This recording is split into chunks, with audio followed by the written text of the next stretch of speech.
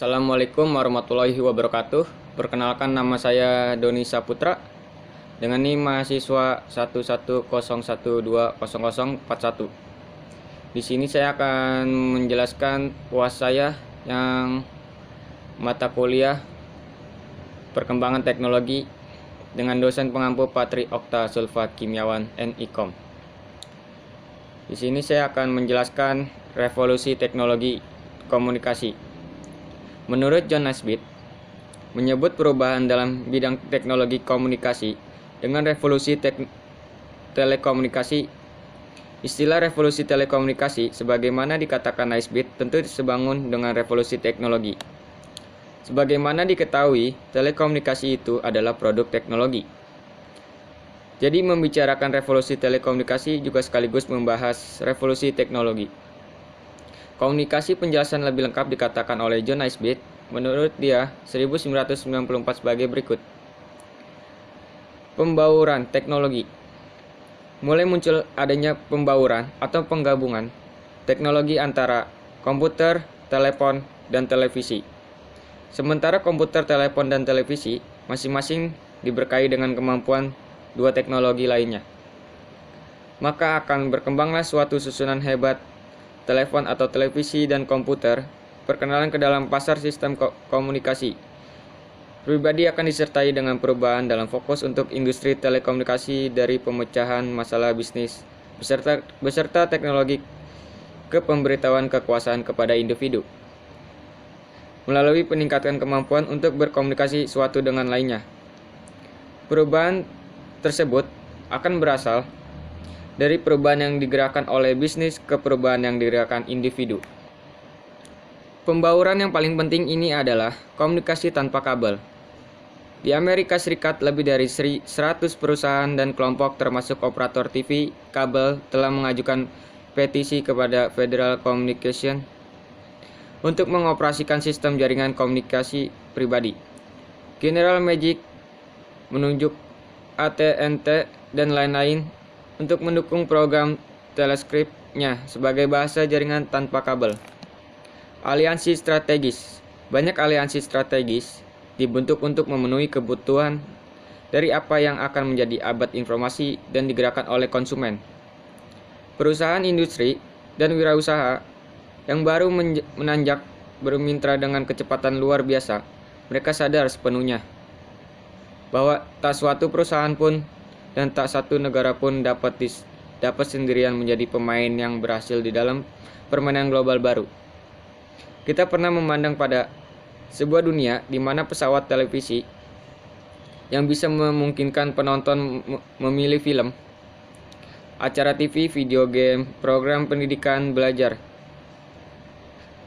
belanja dan dari rumah, perbankan, jasa pembayaran tagihan. Pada sebuah dunia informasi, komunikasi, pembelajaran, perencanaan, dan kolaborasi, itu semua diakses sama mudahnya, seperti menelpon sahabat baik Anda. Kita sekarang bisa memanfaatkan gadget untuk memanfaatkan negara harus saling bermitra, membentuk aliansi untuk mencapai tujuan bersama. Kebutuhan setiap negara tidak akan mudah dipenuhi hanya dengan mengandalkan kemampuan diri sendiri.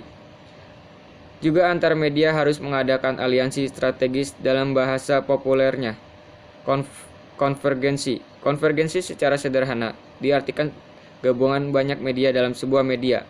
Di sebuah alamat website, media kita bisa membacakan berita, menonton video, chatting, mendengarkan radio, dan lain-lainnya. Pembentukan jaringan global, menciptakan jaringan dari jaringan tanpa batas global dan digital. Sementara arah dari revolusi telekomunikasi menjadi semakin jelas. Usaha-usaha sedang dijalankan untuk menciptakan jaringan telekomunikasi global tanpa batas dari jaringan-jaringan yang akan memungkinkan orang di dunia berhubungan dengan orang lain. Jaringan global yang kebanyakan digital, dan jaringan-jaringan ini bisa disebut dengan information superhighway atau jalan raya informasi. Memungkinkan individu berkomunikasi dengan siapa dan di mana saja di planet ini cepat dalam waktu yang sebenarnya.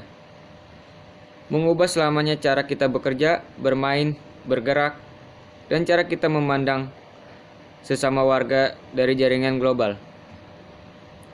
Maka, jaringan global menjadi kebutuhan mendesak.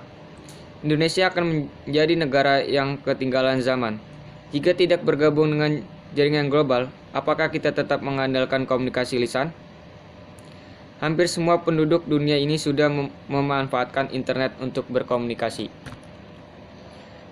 Telekomputer pribadi untuk semua orang. Orang di kantor atau di rumah dalam perjalanan akan dapat memiliki telekomputer. Mungkin ada di dalam dompet atau saku yang digunakan untuk mengirim dan menerima komunikasi melalui suara, data, citra, dan video.